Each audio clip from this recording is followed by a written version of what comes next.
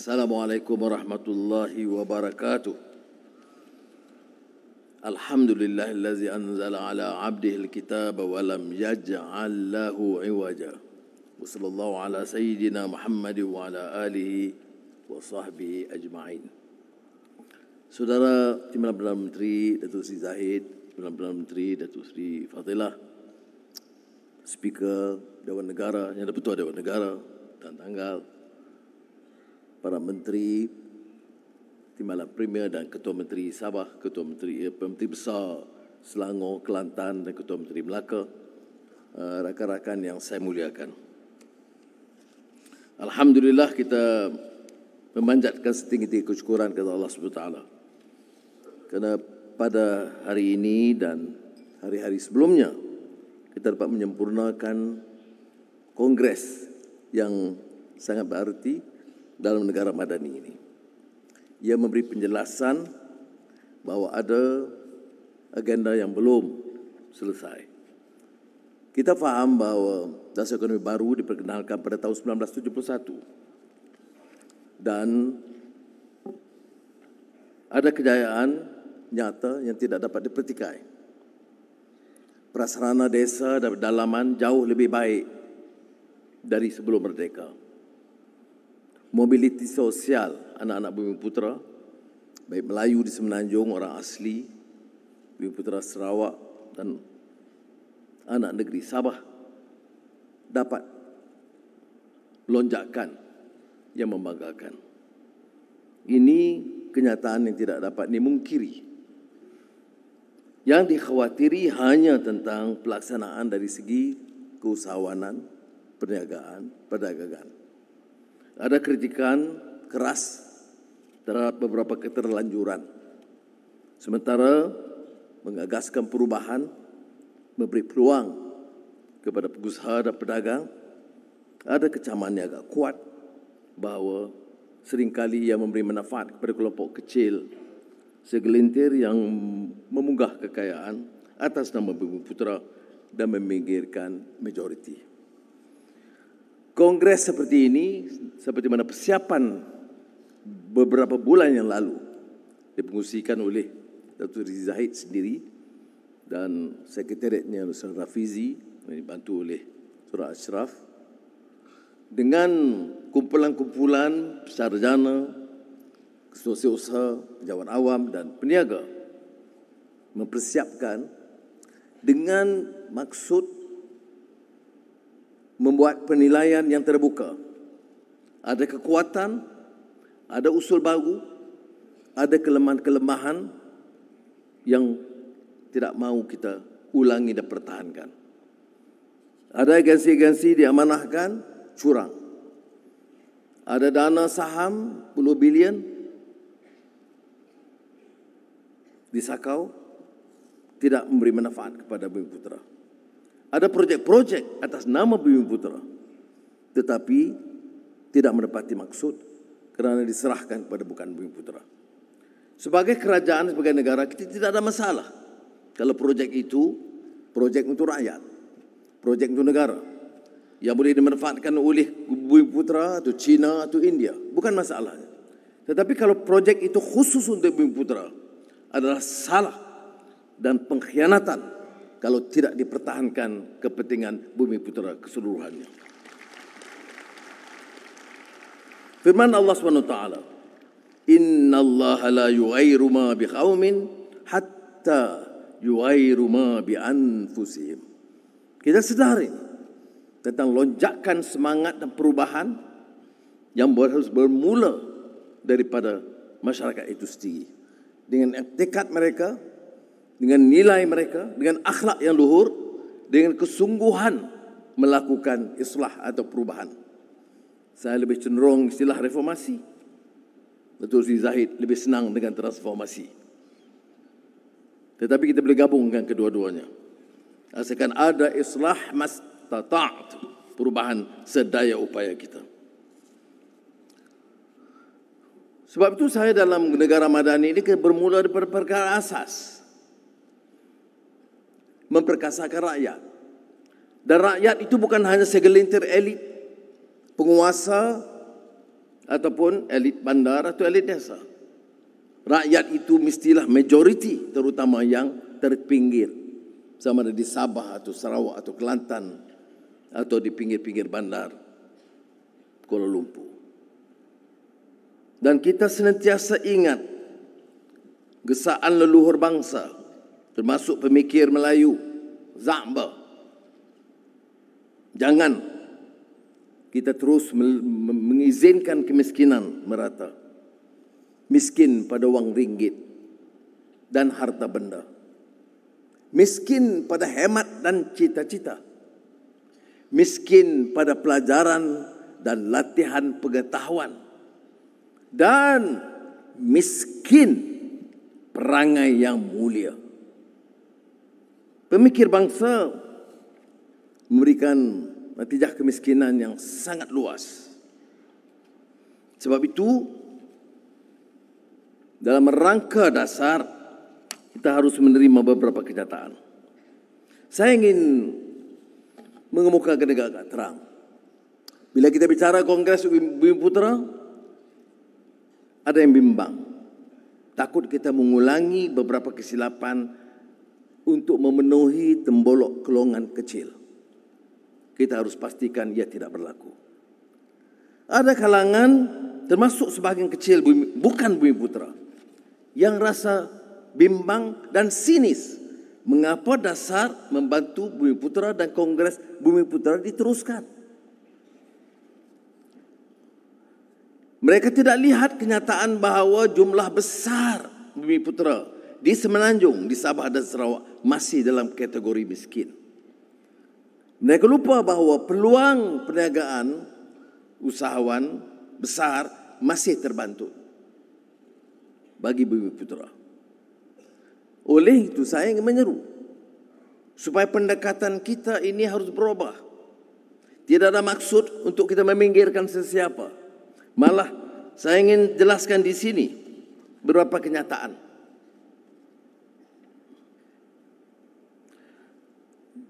Tahun 2023, bantuan kebajikan masyarakat yang diperuntukkan 2.4 bilion ringgit setahun memanfaatkan golongan rentan tanpa mengira kaum, dan penerimanya melebihi dan merangkumi 70% Bumiputera, 15% Cina dan 19% India. Jadi andaian bahawa semua projek ini hanya memberi manfaat ke Bumiputera itu meleset. Program SARA yang melibatkan 700,000 penerima miskin, memanfaatkan semua kaum dengan agihan yang sama. Tidak ada pilih kasih, tidak ada diskriminasi. Kategorinya miskin dan diberikan kepada semua. Sumbangan tunai rahmah peruntukannya 10 bilion ringgit bagi negara. Dan penerimanya lebih 8 juta orang. Manfaatnya 5.7 juta Bumiputera, 1.6 juta Cina dan 700,000 kaum India. Saya tekankan hal ini untuk menolak tanggapan bahawa beberapa dasar kita itu bila bicara soal kemiskinan, kemiskinan tegak, itu seolah-olah memberi manfaat kepada satu kaum. Tapi dasarnya harus telus menilai berdasarkan kelayakan masing-masing. Dalam konteks pendidikan, Kerajaan Madani dalam melaksanakan penyelenggaraan dan baik pulih tanda sekolah telah bersikap terangkum dalam memastikan semua sekolah dibantu. Sekolah kebangsaan, sekolah Cina, sekolah Tamil, sekolah agama. Pengantar ini sekadar menolak tanggapan apa yang dibicarakan oleh kita hari ini seolah-olah meneruskan untuk satu kesinambungan hal-hal yang tidak akan menguntungkan negara. Saya tekankan bahawa kenyataan hari ini tidak membanggakan.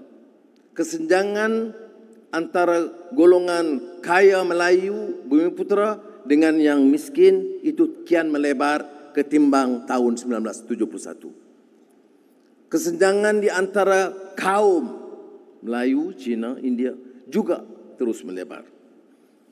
Dan bagi negara untuk memastikan ia lebih mampan, aman dan terjamin terpelihara bagi semua kaum, hal ini harus ditangani dan coba dikurangkan kesenjangan tersebut.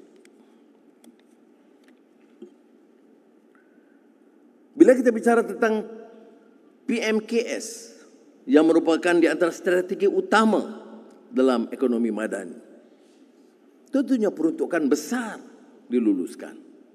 Dan kebetulan faedah yang terbesar adalah kepada golongan atau masyarakat Cina.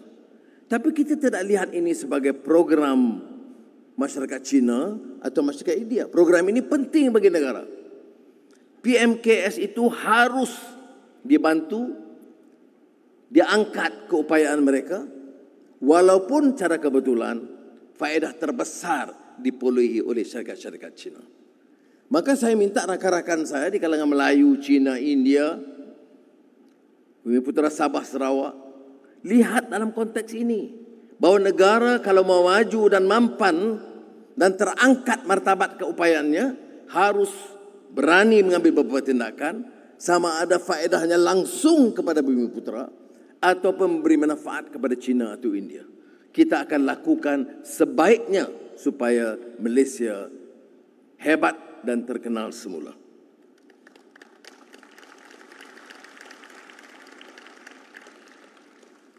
Kali ini dalam sidang Kongres, peranan GLC, JLIC, Petronas lebih ketara.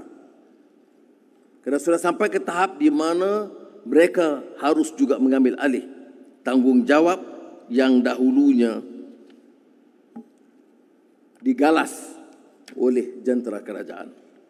Dan saya ucap terima kasih dan mengharapkan sesuatu yang lebih jelas supaya agenda negara, iaitu memartabatkan rakyat negara, memacu pertumbuhan yang segar dan menjamin keselesaan hidup Bumiputera dengan peluang tambahan, itu juga menjadi agenda jelas bagi semua JLIC dan JLC tanpa kecuali.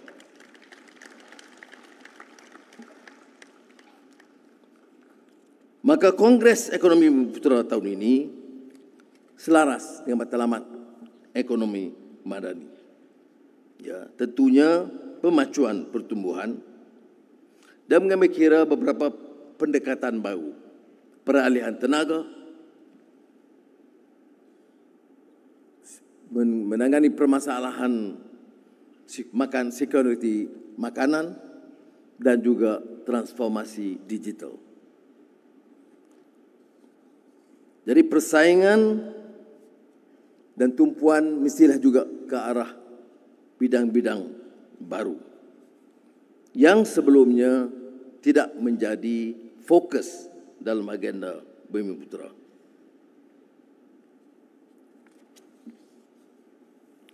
Sebab itu, saya berbincang dengan rakan-rakan dan mendukung aspirasi yang diutarakan oleh semua lapisan, mengambil kira pandangan yang berulang kali kita bincang dalam jemaah menteri yang dihadiri oleh Menteri-Menteri Bumiputera, China dan India, melihat beberapa usul dikemukakan oleh kementerian-kementerian dan juga kumpulan-kumpulan yang diketuai oleh tokoh-tokoh akademik dan sarjana. Kita rumuskan beberapa agenda tindakan, ya, dengan beberapa penegasan jelas dalam agenda pertumbuhan ekonomi Bumiputera. Ini yang kita katakan mengisbatkan, ya, mengukuh keyakinan. Kalau pujangga Hamzah Fansuri, bila dikata kehadiran Islam itu, mercu tandanya mengisbatkan Allah, menafikan patung. Dalam isbat Kongres Ekonomi Bumiputera ini, isbat pertama memperkukuh pasak ekonomi negara. Sama ada daya saing, perskalaan, pemilikan equity, bakat, meningkat pendapatan. Jadi dengan cara yang sedemikian, kita dapat tingkatkan taraf sosioekonomi ke landasan yang lebih baik. Isbat kedua, memperkukuh kerukunan tata kelola dan institusi. Ini selari dengan falsafah Bumiputera. Mengukuh penyampaian, perkhidmatan dan peningkatan penyertaan syarikat swasta, JLC, JLIC, SOE perlu diberikan tumpuan khusus. Kita tidak boleh bicara integriti dan ketelusan dan pertanggungjawaban kepada kalangan lain. Sekiranya kita lihat agensi kita sendiri dalam keadaan yang berkecamuk, yang terpaksa balik kepada Kementerian Kewangan untuk ditampung kerugian berbilion ringgit kerana kecurangan dan kecuaian pengurusan. Kalau tanya saya, seperti mana saya sebut dalam membicarakan institusi zakat, pengurusan zakat itu patut nombor pertama dalam menentukan kaedah integriti dan pengurusan yang paling cekap. Dalam nada yang sama, saya ingin tekankan tentang agensi-agensi Bumiputera. Berapa puluh bilion saham tatkala penyenderaian yang diagihkan. Berapa puluh bilion ringgit dibelanjakan untuk menampung keperluan agensi-agensi Bumiputera. Sebahagiannya sampai kepada kepulan sesar, sebahagiannya hilang, lesap entah ke mana. Saudara-saudara, saya mohon kerjasama saudara untuk pastikan bahawa kita tidak boleh lagi bertolak ansur dengan kecurangan dan khianat sedemikian. Sebab itu, ia memerlukan ketangkasan pimpinan dalam semua JLC dan JLIC. Saya tidak ada masalah sama ada pengurus itu profesional atau teknokrat, malah orang politik sendiri. Tetapi yang tidak boleh kita izinkan adalah segala bentuk kecurangan, apalagi atas nama Bumiputera. Isbat ketiga, menegakkan keadilan sosial. Ini menyokong anjakan mobiliti sosial, meningkatkan kesaksamaan peluang dan memperluas jaringan perlindungan sosial. Antara bidang yang memerlukan penelitian khusus, merangkumi ekosistem pendidikan, perkhidmatan kesihatan, perumahan, akses kepada infrastruktur asas yang berkualiti. Ini termasuk untuk orang asli serta keseimbangan pembangunan di negeri Sabah dan Sarawak yang dibangkitkan oleh kedua-dua pemimpin Sarawak dan Sabah. Dan seperti saudara-saudara, ini julung-julung kali kita beri penghormatan khas kepada pimpinan Sabah dan Sarawak.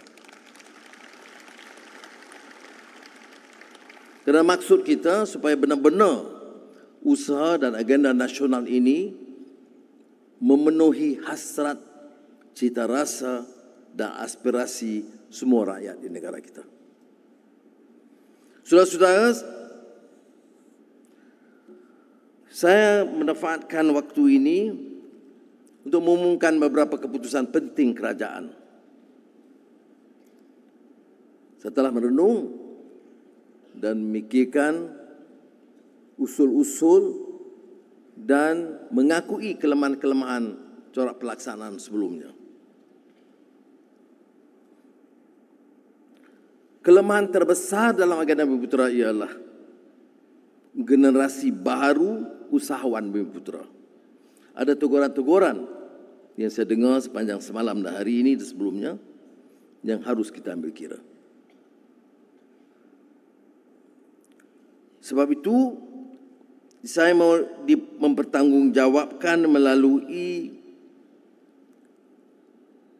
GLISC dan GLC ini satu dana besar khusus bagi pembinaan penzahiran generasi usahawan Bumiputera. 1 bilion ringgit diluluskan. Kita mesti mampu mencipta lebih banyak usahawan Bumiputera seperti Aerodyne yang berjaya menembusi pasaran global dalam perkhidmatan drone.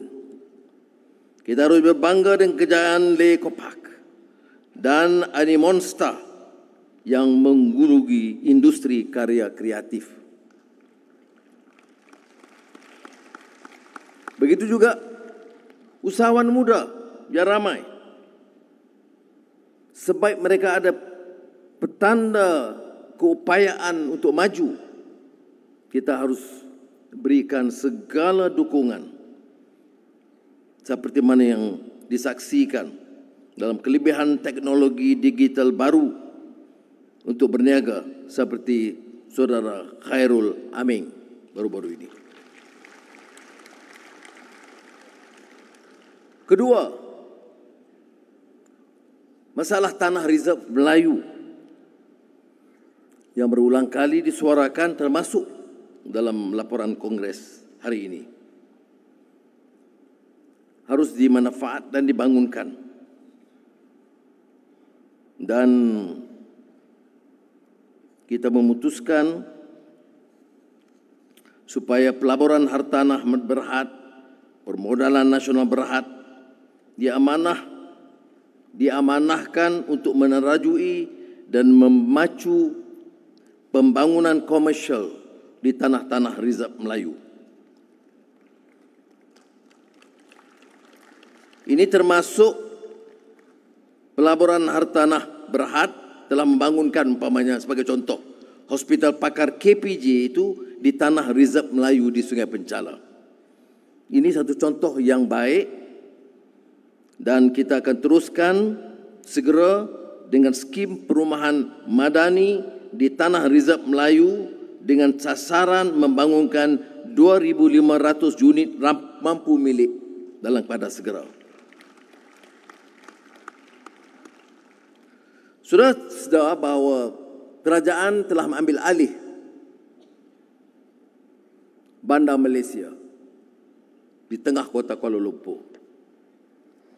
Saya telah memutuskan supaya sebahagian dari tanah Bandar Malaysia itu 50 ekar kekal dimiliki orang Melayu sebagai tanah reserve Melayu. Maknanya di pusat bandar yang strategik kita tetapkan kawasan milik Melayu dengan maksud dalam tempoh 1 tahun jumlah ini dan di kawasan-kawasan strategik bandar dan pembangunan baru ditambah menjadi 200 ekar tanah kerajaan yang dijadikan milik tanah reserve Melayu di kawasan bandar. Ketiga, ini tajuk yang sangat dekat dengan hati Saudara Zahid Hamidi, TPM, iaitu soal TVET. Beliau telah menjayakan kolaborasi antara institusi TVET tempatan dengan lebih 200 pemain industri. Sebagai tambahan kepada usaha murni tersebut, Kerajaan dengan kerjasama GLIC, GLC serta badan-badan swasta terpilih. Saya tekankan peran swasta kerana sementara kita tumpukan peranan ini bagi syarikat-syarikat milik kerajaan dan Bumiputera. Dan dengan kehadiran Wakil Dewan Perniagaan China dan India bersama. Dalam langkah-langkah yang kita ambil seperti PMKS untuk sama-sama menjana pertumbuhan dan membantu syarikat-syarikat China dan Bumiputera dan India. Saya inginkan suatu program yang jelas supaya GLIC, GLC, syarikat-syarikat swasta Bumiputera dan syarikat-syarikat swasta China dan India terlibat dalam latihan pelatih TVET termasuk jumlah besar Bumiputera. Dan dalam jangka pendek, kita mahu sumbangan dan penyertaan syarikat-syarikat ini, termasuk syarikat-syarikat yang di bawah gabungan Dewan Perniagaan China dan India, turut melatih 100,000 pelatih TVET majoriti Bumiputera bersama China dan India. Dengan sasaran gaji lebih daripada yang diperoleh sekarang, minima RM3,000 sebulan. Setakat ini yang terlibat secara aktif adalah Petronas, Samdabi, MRCB, Tenaga dan Telekom Malaysia. Yang kita anggap ini permulaan kecil harus diperluaskan. Anak-anak kita terutama bagi keluarga peneroka Felda harus diberi peluang dan keadilan dan jangan dibiarkan tersisih dan terpinggir. Dalam keterpinggir ini kadang-kadang orang membicarakan soal persaingan yang adil berdasarkan merit seperti mana dibicarakan sekarang dalam wacana yang tidak berkesudahan. Saudara, benar, kita harus memilih yang paling baik, anak muda yang paling pintar, lulusan sekolah yang paling cekap. Tetapi kita juga harus tahu bahawa persaingan itu harus adil. Selalu saya tekankan pandangan John Rawls. Apa itu justice? Justice is about fairness. Kita suruh sekolah di Lawas bersaing dengan sekolah terbaik di Kuala Lumpur dengan ceruk kudung di Kedah, dan itu dipanggil pilihan berdasarkan merit. Itu berlaku, apa yang berlaku ialah gross injustice. Ini yang ditekankan oleh karya Michael Sandel, Harvard, tentang tyranny of merit. Saya tekankan ini karena ini terus digasak. Bila kita bicara soal Bumiputera, mana ada meritokrasi? Negara ini tidak boleh berkembang kalau tidak ada meritokrasi. Yang terbaik harus diberi peluang. Tetapi yang termiskin dan terpinggir juga harus diberi peluang. Jadi ada perimbangan dan keseimbangan di sini. Kalau tidak, wacana kita begitu rupa. Tidak memikirkan yang paling sukar. Ini kebijaksanaan dalam apa yang dibicarakan tentang affirmative action. Sebab itu bagi saya, apakah kita akan tamat? Bila akan tamat? Kita akan tamat kalau benar hilangnya atau terbatalnya atau selesai masalah kemiskinan tegar, peminggiran rakyat. Baru kita boleh selesaikan atau hentikan affirmative action. Kalau orang tanya saya, Anwar, bila nak hentikan dasar-dasar yang dianggap dalam istilah Barat itu diskriminatif kau? Saya sebut affirmative action ni pertamanya tidak kira sangat kau. Dilihat golongan rentan dan golongan yang terkesan. Kalau masih ada kesenjangan yang begitu rupa, kemiskinan yang ketara, melebarnya kesenjangan, selagi itulah dasar affirmative action mesti diteruskan. Maka kalau rakyat di kalangan masyarakat Bumiputera dan China dan India mau selesaikan, mari kita selesaikan bersama. Kalau dikatakan ini diskriminatif, saya telah baca peringkat awal tadi tentang angka-angka dan data. tentara dan STR, bagaimana kita tidak memilih mengikut kaum, tetapi cuba menangani masalah ikut keperluan. Saudara, agenda keempat, kita bicarakan soal wakaf yang juga banyak disentuh dan singgung oleh kumpulan-kumpulan.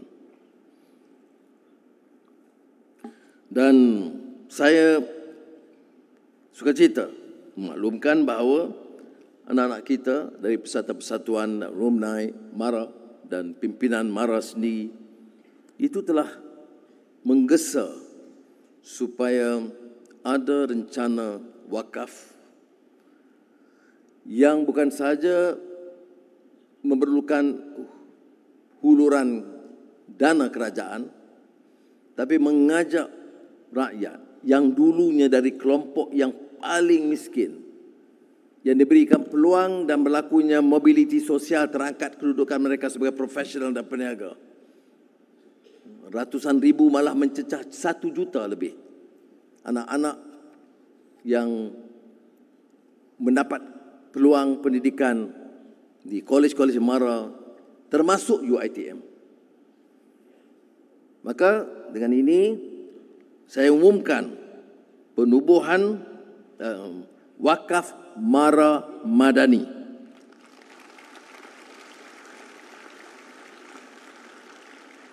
Geran peluncuran 100 juta ringgit dengan maksud dalam tempoh 2 tahun terkumpul minimal 1 bilion ringgit. Dan wajah saya maklumkan bahawa Bawah Duli Yang Maha Mulia Seri Paduka Baginda dan Tuan Agong terkesan dengan usul ini dan bersetuju untuk menjadi penaung kepada wakaf MARA Madani. Dan kita setuju seperti mana potongan cukai bagi wakaf berasaskan saham seperti wakaf ASNB dan juga wakaf An-Nur di bawah Johor Corp, kita bersetuju untuk melanjutkan potongan cukai untuk maksud tersebut. Saudara-saudara, bagi memanfaatkan tanah-tanah wakaf terbiar, Belanjawan Madani 2024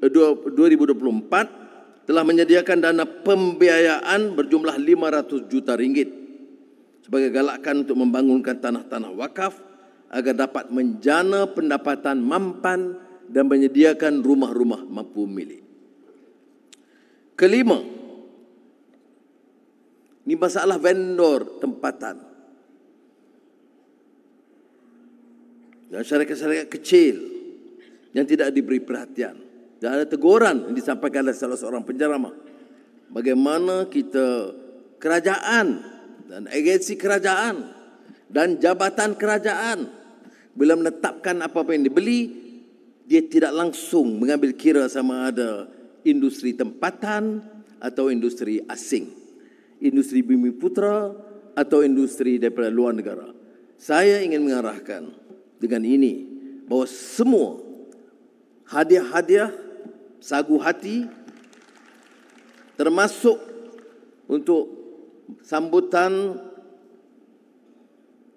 Malaysia tahun 2025 sebagai pengurusi negara ASEAN, dan kita ada nanti puluhan ribu pembesar-pembesar dari luar negara akan datang dalam ratusan, bahkan malah mencecah lebih 1,000 mesyuarat.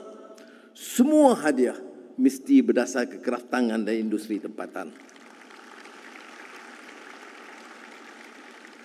Dan kita telah tentukan bahawa jangan ada negeri yang terbiar atau tertinggal.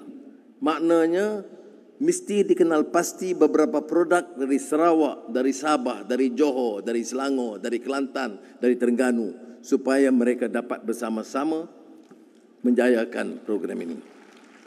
Dan untuk maksud ini, kerajaan akan menambah baik insentif cukai serta menyediakan tabung geran pendanaan sebanyak 100 juta ringgit bagi menggalakkan lebih banyak syarikat-syarikat kecil ini berfungsi. Saya sebut hal ini kerana syarikat-syarikat kecil ini kadang-kadang merasa mereka ini terbiar dan tersisih daripada arus perdana dan tumpuan kongres seperti ini. Jadi bila kita masukkan vendor, kita rangkul syarikat-syarikat yang kecil.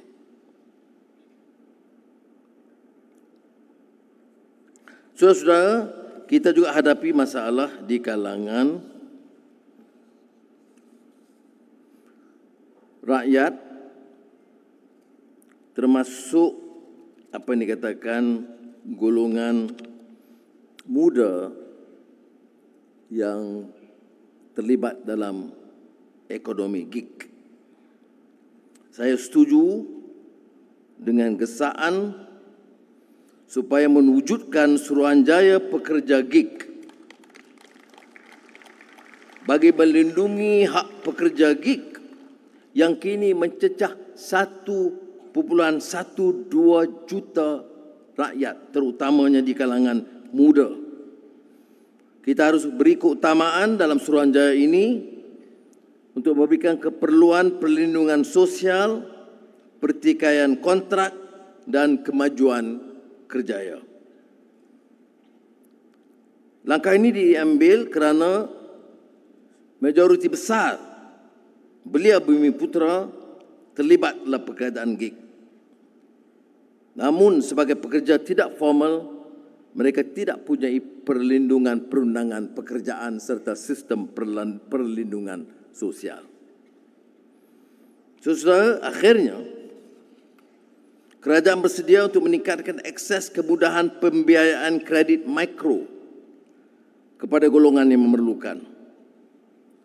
Dana pembiayaan kredit mikro Bumiputra sebanyak 1 bilion ringgit disediakan melalui institusi kewangan pembangunan seperti BSN, Agrobank, Tekun Nasional kepada pelbagai segmen usaha Bumiputra dengan beri penekanan kepada wanita, belia dan veteran tentera. Baik, saudara. Ramai yang bertanya, pengumuman-pengumuman sedemikian kadang-kadang lunak bunyinya dan ada yang mungkin terpukau, tetapi bagi yang lebih kritis akan bertanya, what's next? Apakah ia tinggal pengumuman? Sebab itu, saya setuju supaya Majlis Ekonomi Bumiputra yang saya pengurusikan akan terus memantau perjalanan dan pelaksanaan sama ada melalui kementerian atau jabatan kerajaan atau GLIC dan GLC dan syarikat-syarikat swasta supaya apa yang saya umumkan tadi itu dilaksanakan mengikut jadual yang ditetapkan. Saya juga setuju supaya jawatankuasa pelaksana kerja yang akan difungsikan oleh Datuk Seri Zahid Hamidi TPM 1 akan bantu saya dalam memastikan program ini terlaksana dengan baik. Dan sekretariat seperti mana yang kita putuskan di Kementerian Ekonomi di bawah Saudara Fizi akan menentukan supaya pemantauan itu jauh lebih berkesan dan terhala. Jadi cara-cara ini maknanya saya lepaskan beban saya bukan satu orang, kita dah lepaskan pada ramai orang. Jadi kalau saudara nak tanya, tanya menteri-menteri ini dulu dan TPM sebelum sampai kepada saya. Saudara, untuk wakaf madani MARA yang saya sebut tadi, sekretariatnya harus kekal di Ibu Pejabat MARA Kuala Lumpur. Jadi saudara yang hormati sekalian, saya harap usaha susulan ini akan jauh lebih bermakna, dan saya harap pendekatan yang lebih inklusif ini yang memerlukan penyertaan seluruh negara, seluruh rakyat, Bumiputera dan bukan Bumiputera, bukan saja akan memberi manfaat langsung kepada negara dan Bumiputera, tetapi juga akan mengambil kira keperluan rakyat, minoriti lainnya, terutama juga masyarakat India dalam negara kita. Jadi saya harap dengan cara yang sedemikian kita dapat angkat bersama Malaysia sebagai satu negara yang maju dan punyai kekuatan baru menjadi negara hebat di rantau ini. Terima kasih. Wassalamualaikum warahmatullahi wabarakatuh.